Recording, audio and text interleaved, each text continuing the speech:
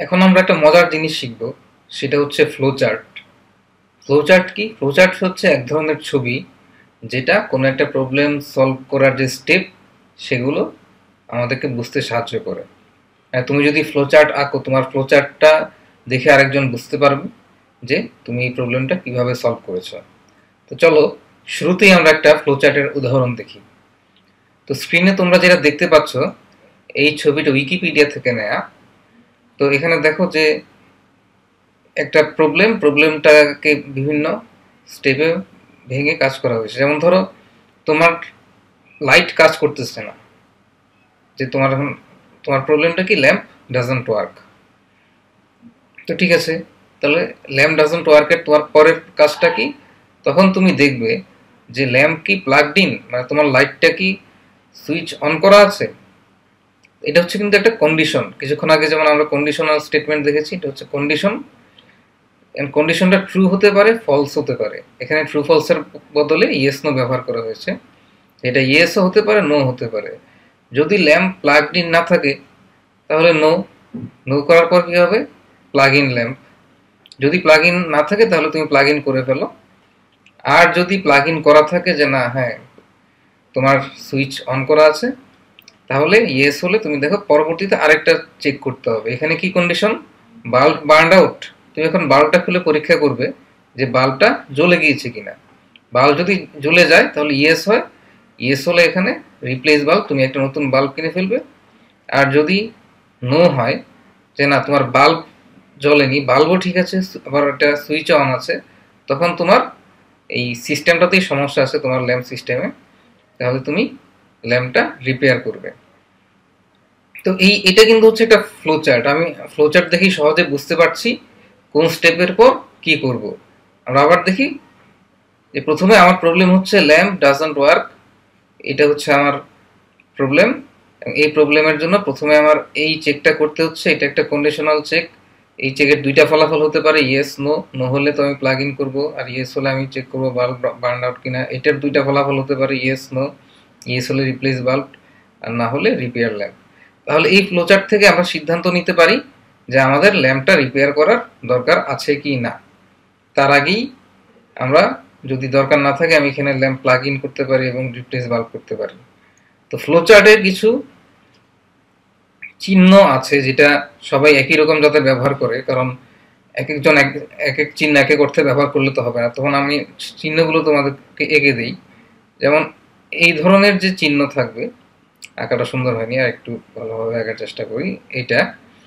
এই চিহ্ন মানে হচ্ছে স্টার্ট অথবা এন্ড।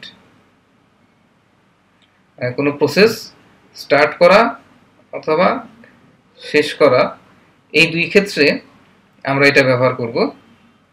তারপর তোমরা যে ডায়মন্ডের মতো বক্স দেখেছো, সেটা হচ্ছে ডিসিশন। যে আমরা যেমন ইফের ভেতর যে কন্ডিশনটা দিই, এখানে এরকম একটা কন্ডিশন যে এটা কি সত্য না মিথ্যা, ইয়েস না নো। এবং এখান থেকে ব্রাঞ্চ বের হতে পারবে, ইয়েস হলে এদিকে, নো হলে এদিকে, অথবা এদিকে, যে কোনো দিকে তুমি নিতে পারবে। উপর দিকে নিবে না, কারণ সেটা যে কোনো ফ্লো উপর থেকে নিচের দিকে আসবে। এখন আমরা যদি প্রোগ্রামে কোনো ইনপুট নেই বা আউটপুট দেখাই, তখন একটা এইরকম সামান্তরিকের মতো ছবি আঁকবে। এটা হচ্ছে ইনপুট অথবা আউটপুট। এটা হচ্ছে ইনপুট অথবা আউটপুট।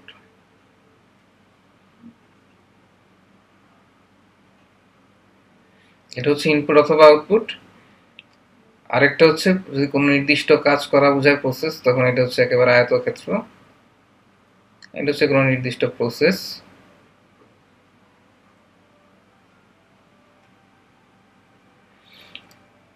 আর এই ধরনের লাইন দিয়ে হচ্ছে আমরা কানেক্ট করব, স্ট্রেট লাইন, এরকম লাইন, এরকম লাইন। এই লাইন দিয়ে, যেমন ধরো স্টার্ট থেকে যদি আমি ইনপুট নিই, আমি হয়তো এখানে এইভাবে একটা লাইন টেনে কানেক্ট করব। তোমরা ফ্লোচার্টের চিহ্নগুলো দেখলে। তো চলো এখন আমরা একটা ফ্লোচার্ট দেখি, যেটা আমরা কিছুক্ষণ আগে, এই সপ্তাহে আগে একটা লেকচারে দেখেছিলাম যে একটা সংখ্যা ইভেন না অড সেটা নির্ণয় করার প্রোগ্রাম। তো সেটার ফ্লোচার্ট যদি আমরা আঁকি, তো এই ফ্লোচার্টটা কিরকম হবে সেটা আমরা এখান থেকে দেখতে পারি। এখানে প্রথমে আমার আছে স্টার্ট, যে প্রোগ্রাম আমার প্রসেসটা স্টার্ট হলো। স্টার্ট হওয়ার পর আমি কি করব, একটা এন ইনপুট নিব। এন হচ্ছে একটা সংখ্যা, এই এনটা আমি ইউজারের কাছ থেকে ইনপুট নিব। ইনপুট নেওয়ার পর অ্যারো দিয়ে আমি পরের প্রসেসে যাব। পরের প্রসেসটা কি, এন মড 2 সমান 0 কি না, এটা আমি প্রশ্ন করলাম, মানে এই কন্ডিশনটা চেক করলাম যে এন কে 2 দিয়ে ভাগ করলে ভাগশেষটা শূন্য কিনা। ভাগশেষ যদি শূন্য কিনা, এটার দুইটা আউটপুট হতে পারে, একটা হচ্ছে ইয়েস আর একটা হচ্ছে নো। যদি নো হয় তাহলে সেটা হচ্ছে অড নাম্বার, তখন আমি স্ক্রিনে প্রিন্ট করে দিচ্ছি এরকম সামান্তরিক আকার, মানে হচ্ছে ইনপুট অথবা আউটপুট। তো এখানে হচ্ছে এটা আউটপুট, যে আমি প্রিন্ট করতেছি কি এন ইজ অড।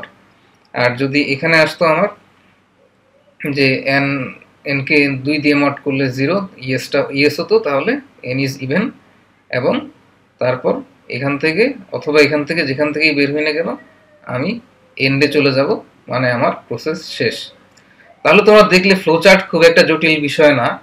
তোমরা প্র্যাকটিস করার জন্য এই সপ্তাহে আমি যেসব প্রোগ্রাম করে দেখিয়েছি সেগুলোর ফ্লো চার্ট আঁকতে পারো, এবং তোমার ফ্লো চার্ট আঁকাটা সঠিক হলো কিনা তো এটা দেখানোর উদ্দেশ্য হচ্ছে, এখন তোমরা সবাই যদি আমাকে ইমেল করা শুরু করো তাহলে তো হবে না।